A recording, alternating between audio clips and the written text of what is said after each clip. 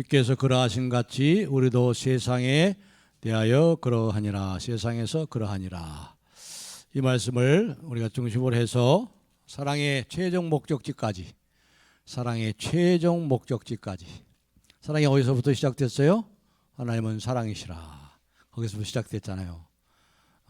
완전한 사랑이 하나님으로부터, 하나님의 본질이 사랑이신데 하나님은 사랑이시라.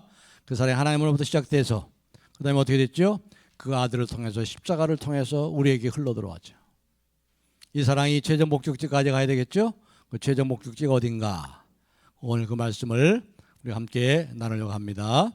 사도 요한의 가장 큰 관심, 사도 요한이 전하고 싶은 가장 중요한 메시지, 그것이 뭐라고 그랬죠? 바로 사랑의 사귐입니다. 사랑의 사귐. 하나님과 사랑의 사귐, 바로 하나님과의 교제, 하나님과의 코이노니아, 헬라어로 코이노니아, 영어로는 펠로우십, 우리말로 교제, 사랑의 나눔, 사랑의 사귐입니다. 그래서 1장 3절에 너희로 우리와 사귐이 있게 하려 하노니 우리의 사귐은 아버지와 그 아들 예수 그리스도와 함께 함이라, 함께 누림이라. 또 2장 3절부터 4절에 보면은 하나님의 사귐은 하나님을 아는 거라고 그랬어요. 하나님을 아는 것. 영생은 이것이니 곧 하나님을 아는 것이니라. 이 생명의 사귐이, 사랑의 사귐이 있는 사람에게는 하나님의 생명이 있는 거죠. 그걸 아는 거예요. 그 다음에 2장 5절, 2장 24절에 보니까 하나님 안에 거하라. 오늘도 찬양의 주제가 하나님의 사랑, 하나님 안에 거하라. 하나님 안에 거하라 한다는 말은 조금 더 구체적으로 말씀을 드리면 뭐예요? 하나님의 사랑 안에 거한단 말이에요. 하나님의 사랑 안에. 내가 하나님의 사랑받는 자다. 내가 하나님의 사랑받는 존재다. 하나님의 내 안에 거하라. 내 사랑 안에 거하라. 내 사랑 안에 거하라. 그리고 4장 12절, 우리 4장 12절을 우리 다 같이 한번 읽어보겠습니다. 시작. 우리가 서로 사랑하면 하나님이 우리 안에 거하시고 그의 사랑이 우리 안에 온전히 이루어지느니라. 아멘. 우리가 서로 사랑하면 하나님이 우리 안에 거하시고, 거하신다는 것은 뭐예요? 바로 이 사랑의 사귐이 있다는 거죠. 거한다. 우리가 누리고 이 교제를 나눈다. 그의 사랑이 우리 안에 온전히 이루어지느니라. 사랑의 사귐. 그러니까 이 사귐과 교제, 하나님과 우리의 사귐과 교제, 그리고 또 성도들, 우리 이웃 간의 또 성도들의 교제와 사귐의 가장 밑바닥에는 뭐가 있는 거예요? 사랑이 있는 거예요. 사랑. 사랑입니다. 사랑. 그러니까 하나님의 교제를, 하나님과의 교제를 결정짓는 오직 한 가지가 뭐지요?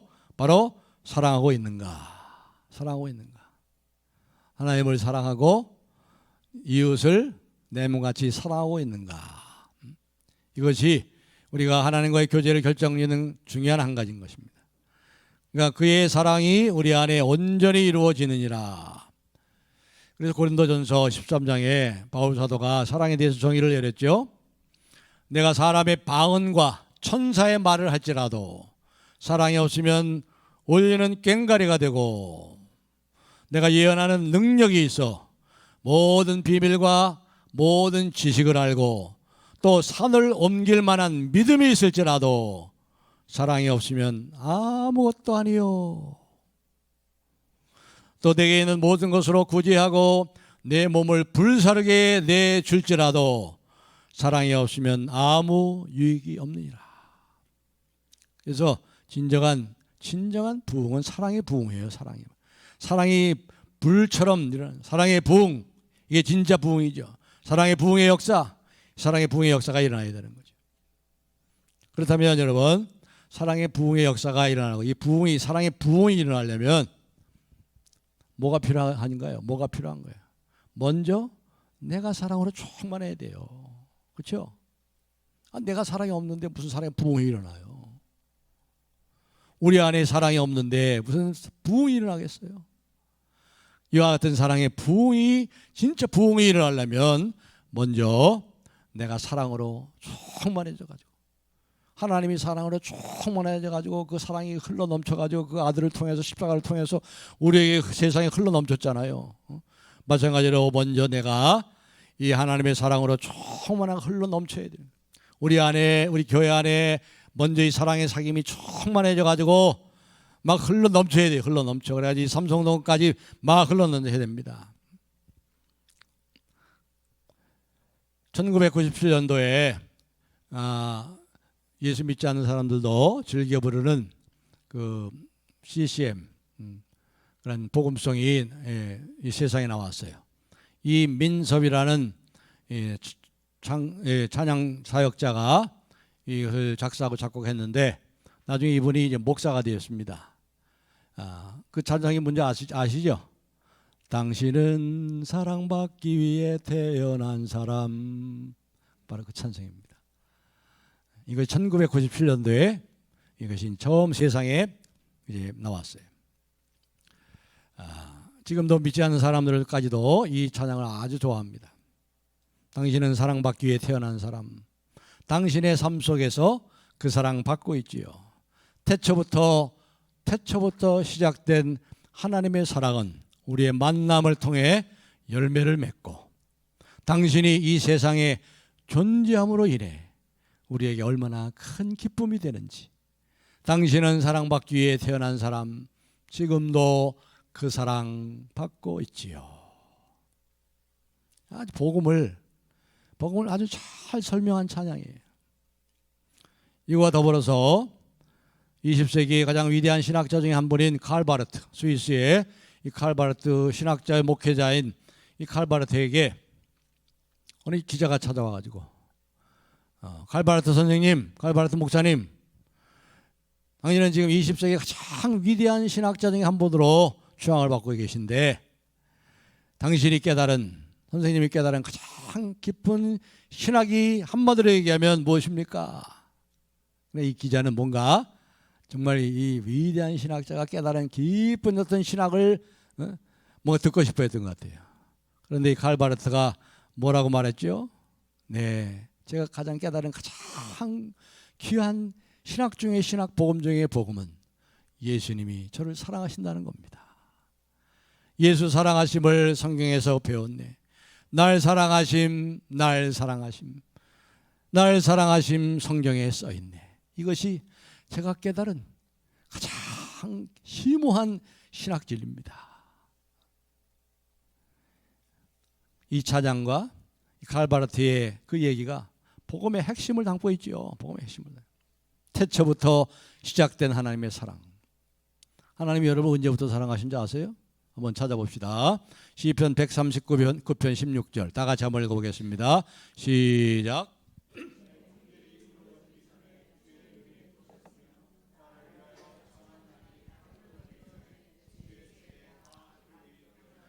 아멘. 이 시편 139편은 시인 다윗이 쓴 시예요. 다윗이 성령 충만해가지고 영의 눈이 환하게 열려가지고 그 영의 눈이 벌써 태초 이전까지 갑니다. 뭐라 그래요? 내 형질이 이루어지기 전에 주의 눈이 보셨으며, 형질이 이루어진다는 게 뭐예요? 어머니 뱃속에서 핏덩이가 이제 손가락이 되고 발가락이 되고 눈이 되고 코가 되고 그것이 이루어지기 전에 이미 주님이 사랑의 눈길로 나를 보고 계셨대. 여러분이 태어나기도 전에 이미 여러분을 기억하시고 보고 계셨다. 그리고 뭐래요? 나를 위한 정한 날이 하루도 되기 전에 주의 생명책에 기록하셨나이다. 나를 위하여 정한 날이 하루도 되기 전에, 이게 무슨 말? 나를 위해 정한 날이 뭐예요? 생일날. 이 세상에 나를 위해 생일날 그 정한 날이 하루도 되기 전에, 시작도 되기 전에 주의 생명책에 내 이름을 기억했다. 이게 다윗을 통해서 깨달은 영적인 이 기묘한 진리를 우리에게 얘기하고 있어요. 여러분이 그런 존재라는 거예요. 저와 여러분이, 우리 하나님께서 여러분을 형질이 이루어지기 전에, 여러분이 그 어머니의 핏속에서 핏덩이가 말이죠, 생성되기도 전에, 세포가 만들어지기도 전에, 형질이 이루기도 전에 주께서 보고 계셨으며, 주께서 정한 한 날, 주께서 우리가 이 세상에 태어난 날 주님이 정하시잖아요. 여러분이 정했어요? 아니잖아요. 여러분이 떠나는 날 여러분이 정합니까? 아니지요. 주님이 선하시고 인자하신 하나님이 우리의 시작과 끝을 붙잡고 계시고 우리가 정한 날이 하루가 시작되기도 전에 주께서 보고 계셨으며 생명책에 기록했다. 그렇습니다. 우리가 이렇게 사랑을 받고 있어. 이렇게 관심을 받고 있어. 현대 정신분석학자들이 공통적으로 하는 얘기가 뭐지요? 인간을 참으로 인간되게 하기 위해서 가장 필요한 것이 뭐냐? 뭘까요? 사랑이에요. 사랑입니다. 대부분의 마음의 병이 어디서부터 와요? 사랑을 받지 못해서. 내가 이렇게 하나님의 사랑을 받고 있는 이걸 알지 못해서, 사랑에 굶주려서. 마음의 병을 고치는 것도 역시 마찬가지로 사랑입니다. 사랑. 다시 말해서 인간은 사랑받기 위해 태어난 존재예요. 늘 말씀드렸죠. 하나님이 우리를 창조하셨어요. 할 일 없으셔서 심심해가지고 우리 부려먹으려고, 로봇처럼 부려먹으려고, 우리 비서처럼 부려먹으려고요? 아니에요. 왜 창조하셨어요? 사랑하시려고. 하나님은 사랑이시라. 하나님의 사랑은 넘쳐 막 그냥 흘러 충만해요. 그냥 사랑, 하나님의 모든 충만한 사랑으로 충만해가지고 이걸 걷잡을 수가 없어. 이걸 어떻게 형연할 길이 없어. 그래서 우리를 창조하셔서 그 사랑으로 우리를 영원토록 사랑하시려고, 그 사랑의 세계로 우리를 초청하시려고 우리를 창조하셨단 말이죠. 그래서 사랑받지 않고는 인간이 인간 될 수 없는 거예요. 인간은 사랑을 갈망하는 존재입니다. 사랑에는 여러 종류가 있다고 그랬죠. 그래서 헬라어는 사랑할 때 여러 가지 단어를 쓰지요. 4가지 단어가 나온다고 그랬잖아요. 첫째는 뭐예요? 이 남녀 간의 본능적인 원초적인 사랑, 에로스의 사랑. 그 다음에 친구 사이의 우정과 사랑은 뭐죠? 필리아의 사랑. 부모가 자식에게 주는 사랑, 이런 자연적인 사랑을 스톨기의 사랑. 그리고 인간이 꿈도 꿔볼 수 없는, 인간으로서는 도무지 그런 사랑이 있을까 상상도 할 수 없는 사랑, 하나님의 사랑, 아가페. 이 아가페는 성경에 처음 나오는 거예요. 사도 요한이 아가페라는 말을 쓴 거예요. 인간이 인간되기 필요하기 위한 바로 사랑이 뭐지요? 이 아가페의 사랑, 완전한 사랑, 그럼에도 불구하고 내 사랑, 무조건적인 사랑, 영원한 사랑, 포기하지 않는 사랑, 우리 위하여 죽으신 사랑. 그러니까 다른 사랑들은요, 이 아가페의 사랑에 비교하면 다 모조품이죠. 모조품. 가장 이 같은 사랑 중에 그래도 이 아가페 사랑 가장 많이 닮았다고 하는 부모가 자식에게 주는 사랑. 그 부모가 자식에게 주는 사랑도 말이죠. 이 부모의 사랑을 많이 받고 자란 아이들은 인성이 좀 건강합니다. 밝아요. 그렇죠? 그런 사랑을 경험하고 자란 아이들은 이 사랑을 알게 되고 더 놀라운 사랑, 더 크신 사랑을 갈망하고 추구하게 되어 있습니다.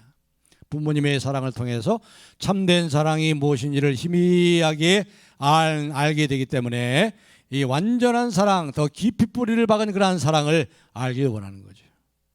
그렇기 때문에 아무리 부모의 사랑이라 할지라도, 내가 부모의 사랑을 많이 받고 자랐다 할지라도 십자가에서 드러난 이 아가페의 사랑, 하나님의 사랑에 비하면 그것은 모조품에 지나지 않는 것입니다.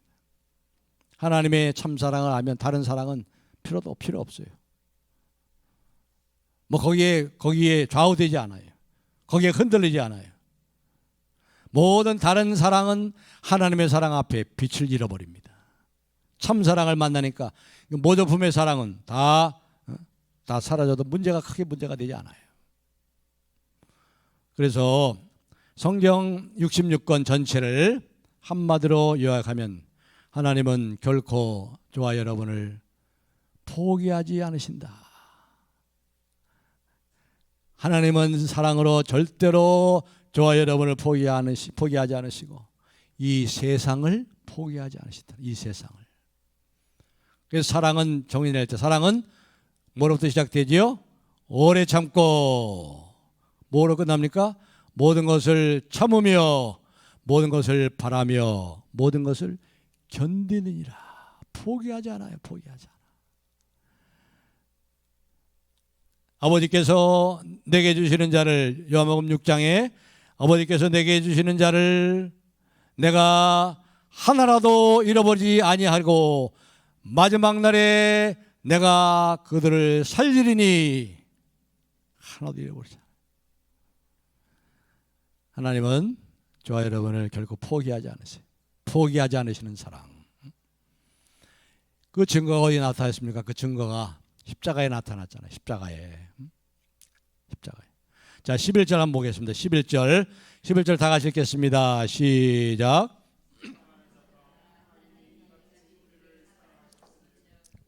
서로 사랑하는 것이 마땅하도다. 아멘. 여기 보시면 사랑하는 자들아 사랑하는 자들아 하나님이 그다음에 나오는 말씀이 뭐예요? 이같이 우리를 사랑하셨은즉. 이같이 어떻게 사랑했단 말이에요? 바로 그 앞에 10절에 나오잖아요. 우리 죄를 속하기 위하여 화목제물로 그 아들을 보내셨습니다. 하나밖에 없는 유일한 독생자 그 아들 하나님의 영광 보좌를 떠나서 이 비천한 세상, 악과 고난과 질병으로 고통하는 이 불쌍한 인생들을 위하여 저들의 죄의 짐을 대신 지고 화목제물로 하나님과 원수가 된 저들을 위해서 네가 죽음으로 나와 저들을 화목케 하는 화목제물로 이 세상에 보내신 것처럼 같이. 그렇습니다. 하나님께서는 이와 같은 사랑으로 우리를 사랑하세요. 보통 우리가 이 하나님의 사랑을 얘기할 때, 야, 하나님 무조건 사랑하신대.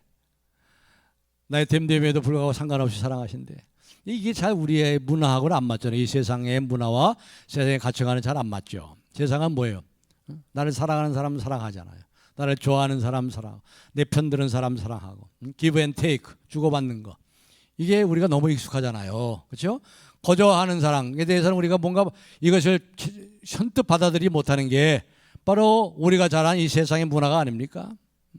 그렇기 때문에 우리가 하나님의 사랑을 생각할 때마다 자격을 자꾸 따져. 자격. 나는 하나님의 사랑을 받을 자격이 있나? 내가 교회 생활도 잘하고 11조 헌금도 부족함이 없이 하나님께 드리고 직장 생활할 때도 정직하고 신실하게 해야 할 때 하나님의 사랑을 받을 자격이 있다. 이렇게 생각하죠. 이렇게 생각한단 말이에요. 나는 참 가난하기 때문에 헌금도 제대로 못 드리고 싶어도 헌금도 제대로 못 드리고 교회에 별로 도움도 안 되는 것 같아. 그래서 나는 참 하나님의 사랑을 받을 만한 자격이 있나? 그렇게 생각하는 분이 있지 않아 모르겠습니다. 그리고 혹시 내가 죄를 심각하게 범하면 말이죠. 심각한 죄를 지었을 때 내가 하나님의 사랑받을 자격을 완전히 잃어버린 것처럼 낙심하고 절망하기도 한다 말이죠.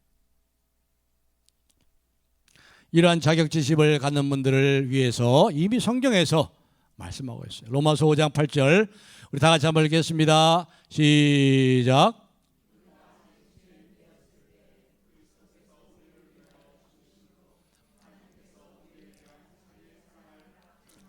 아멘. 이것을 여러분의 마음속에 깊이 새기세요. 하나님의 말씀이 하나님의 말씀이 우리를 살리는 것이고 하나님의 말씀이 우리에게 힘을 주는 것이고 우리를 붙잡아 주는 거예요. 다시 한번 올려주시기 바랍니다. 우리가 아직 죄인 됐을 때 찾을 자격이 없어. 우리는 죄인이야. 죄인에게는 뭐가 있어요? 죄인의 죄값은 사망이요, 영원한 죽음. 한 번 죽고 거기서 끝나는 것이 아니라 둘째 사망의 영원한 지옥의 불못으로 던짐받는 이러한 자가 마땅한 거예요. 그게 마땅한 거예요. 우리 마땅한 거예요. 그게. 근데 우리가 죄인 되었을 때 그리스도께서 우리를 위하여 죽으심으로 우리에 대한 하나님의 사랑을 확증하셨다. 우리가 죄인데 아무것도 상관없어요. 오히려 하나님의 대적하고 원수처럼 살고 내가 하나님 되어 살고 교회를 우습게 여기고 조롱하고 이렇게 살았던 우리를 사랑하셔서 그 아들을 십자가에 내주셨다면 이제는 저와 여러분이 하나님의 사랑받는 자가 되었으니 얼마나 더 사랑하시겠어요. 얼마나 더. 그렇습니다. 하나님께서는 여러분이 교회에 나오기 전에도 변함없이 완전한 사랑으로 형질이 조성되기도 전에 주의 사랑의 눈으로 보고 계셨으며 나에게 정한 한 날이 시작되기도 전에 주의 생명책에 기록하였나이다. 내가 예수 그리스도를 믿기도 전에 그분은 나를 사랑하셨습니다. 내가 믿는다고 하면서 믿는 사람답게 살지 못한다고 할지라도 하나님의 사랑은 변치 않아요. 늘 말씀드리죠. 늘 말씀드려요. 우리가 하나님이 나를 더 사랑하게 할 수 없어요. 여러분이 아무리 하나님을 사랑하고 하나님을 위해서 여러분이 생명을 바치고 충성하고 헌신하고 한다고 할지라도 하나님이 여러분을 더 사랑하는 게 아니라고 그랬어요. 그리고 여러분이 하나님의 마음을 아프게 하고 속삭이고 말씀대로 순종하고 살지 않는다고 해서 여러분을 덜 사랑하지도 않으세요. 하나님은 우리를 완전한 사랑, 더할 수 없는 사랑으로 변함없이 우리의 주님을 향한 태도와 됨됨에도 불구하고 여전히 그 완전한 사랑으로 사랑하신다 이 말이죠. 이게 하나님만이 할 수 있는 거예요. 이게. 하나님은 사랑이시기 때문에. 그래서 우리에게 이 사랑받기에 내가 충분한 자격이 있어서 사랑받는 게 아니라는 거 아세요? 참된 부모라면 왜 자식을 사랑해요? 내 자식이기 때문에. 하나님은 왜 우리를 사랑해요? 그 아들의 피값으로 저와 여러분을 사셨기 때문에. 내 아들 때문이라도 내가 너희를 잊지 않겠다는 거예요. 우리를 위해서 자기 아들을 죽이셨는데 그 아들 때문이라도 우리를 잊어버리시겠어요? 우리를 위해서 그 아들을 죽이신 그 아들 때문이라도 우리를 잊을 수가 없는 거예요. 하나님께서는 우리를 절대로 포기하지 않으십니다. 그 본질이 사랑이십니다. 그래서 하나님을 만나면 제일 먼저 하나님의 사랑을 만나는 거예요. 이 사랑을 체험하고 성령을 체험할 때 그래서 우리에게 이 감격의 눈물이 나는 거예요. 감격의 눈물. 여러분이 예수님을 만나고 십자가 예수님을 만나고 정말 눈물을 지금까지 한 번도 눈물을 흘려보지 않았다면 참 문제가 있는 거예요. 왜냐하면 성령 받으면요 이게 알아지고 깨달아지고 주님이 나를 이렇게 사랑하셨고 나의 죄를 위해서 하나님의 아들이 이 땅에 오셔서 내 죄를 위해 죽으시고 나를 사망의 생명으로 옮겨주셨구나. 나를 위해 죽으신 사랑. 이걸 생각하면 감사의 눈물이 통곡하게 되는 거죠. 4장 13절에 그렇게 말씀하잖아요. 4장 13절 다 같이 읽어보겠습니다. 시작. 그의 성령을 우리에게 주심으로 우리가 그 안에 거하고 그가 우리 안에 거하시는 줄을 아느니라. 우리가 알잖아요. 그래서 이 사랑 안에서 어떠한 것도 우리가 넉넉히 이길 수 있죠. 사망도 죽음도 생명도 천사들도 장래일도 그리스도 예수 안에 있는 하나님의 사랑에서 끊을 수 없으리라. 그렇습니다. 바로 이러한 사랑. 그래서 여러분들에게는 우리는 사랑받기 위해 태어난 사람임을 기억하세요. 나는 하나님의 사랑받고 있다. 이 무조건적인 사랑. 우리에게 가장 필요한 사랑을 여러분은 흡족하게 가장 완전한 사랑으로 지금도 충만한 사랑으로 사랑하십니다. 그래서 여러분의 인생의 가장 결정적인 사건은 십자가 안에서 말이죠. 하나님 나를 이렇게 사랑하셨구나. 나를 이렇게 사랑하시는구나. 이걸 깨닫는 사건이 가장 여러분의 일생의 결정적인 사건이 되는 거예요. 그 사랑보다 더 행복한 사람은 없을 거예요. 가장 행복한 사람이죠. 그 외에 다른 것은 별로 그렇게 중요하지 않습니다. 그 사람보다 더 행복한 사람은 없을 겁니다. 하나님의 사랑이면 다 되기 때문에. 우리 안에 일어난 사건은 그래서 사랑의 사건이 아닌 것이 없어요. 하델베르크 문답서 1번에 우리에게 하나님께서 허락지 않으시면 머리털 하나라도 땅에 떨어지지 않도록 하나님이 세밀한 관심으로 우리의 삶을 지키시고 모든 것을 합력하여 우리의 유익을 위하여 우리의 구원을 이루어 가십니다.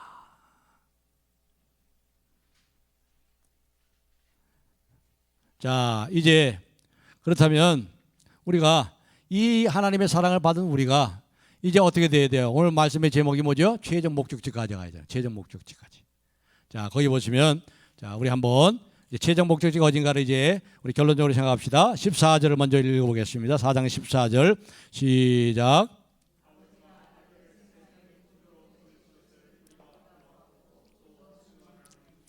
아멘. 아버지가 아들을 어디에 구주로 보냈어요? 세상의 구주예요. 세상의 구주. 세상의 구주. 이 세상은 아직도 하나님을 반역하고 하나님 믿지 않고 하나님을 대적하는 세상이에요. 그 코스모스, 하나님과 교제가 없는 코스모스, 이 세상. 그 다음에 17절 읽겠습니다. 17절 시작.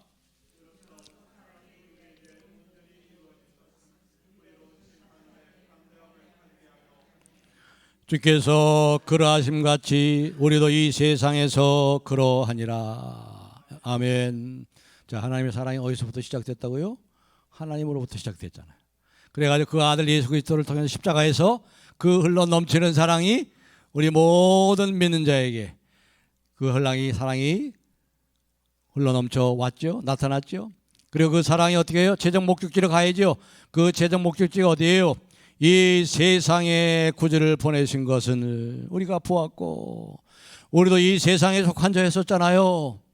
우리도 하나님을 알기 전에, 하나님의 이 사랑을 받기 전에 우리도 이 세상에 소망 없는 자처럼 하나님 없이 살았지요. 세상에 구주로 보낸 것처럼 17절에 주께서 그러하신 같이 우리도 이 세상에서 그러하니라. 주께서 이 반역하는 세상, 하나님을 모욕하고 십자가에 달려 죽인 그 세상, 그 세상에 대해서 그런 것처럼, 그렇게 살한 것처럼 우리도 이 세상에 대해서 그러하니라. 어떻게 해야 된다는 거죠? 이 세상이 우리를 대적해요. 이 세상이 우리를 미워해요. 증오해요. 혐오해요. 이 세상이 우리를 싫어해요. 교회를 싫어해요. 우리를 죽이고 멸망시키려고 그래요. 이 세상이 우리에게 어떤 태도를 보이든지 간에 상관없이 하나님이 우리에게 그러하듯이 우리도 세상에 대해 그러해야 된다 이거예요. 우리도 세상에 대해 그래야 된다. 얼마나 놀라운 우리가 도전을 주는 말씀입니까? 세상은 그걸 몰라서요. 우리 공격해요. 우리를 넘어뜨리려고 해요. 우리 죽이려고 그래요. 그런 세상을 향해서 예수님은 죽으셨잖아. 죽으심으로 구원을 가지고 세상을 새롭게 변화시킨 듯이 우리도 우리에게 그런 태도를 보이는 이 세상에 그렇게 살아라. 그렇게 살아. 이게 놀라운 도전의 말씀이에요. 거기까지 흘러가야 되는 거죠. 온전한 상태, 온 세상에, 온 하늘과 땅에, 새하늘과 새 땅, 이 영원한 생명과 하나님의 이 사랑의 코이노니아, 사귐이 충만하게 이루는 거기까지 우리가 이 사랑을 흘려보낼 수 있도록 해야 되는 거죠. 마치 심장에서 나온 피가 말이에요. 온몸으로 흘러가죠. 온몸으로. 각 세포를 통해서 저 말초신경까지 그 다 피가 오가서 온몸을 살리듯이 하나님의 사랑을 받은 사람들이 서로 사랑하며 그 사랑을 흘러보내서 원래 목적지 세상의 구주로 하나님께서 우리에게 그러하듯이 우리도 세상에 대하여 그러하니라. 그래서 우리 아까 처음에 그 1997년도 이 세상의 햇빛을 본 당신은 사랑받기 위해 태어난 사람, 그것은 어떤 면에 복음의 반쪽만을 얘기하는 거예요. 그 나머지 한쪽을 완성한 찬송이 나왔죠.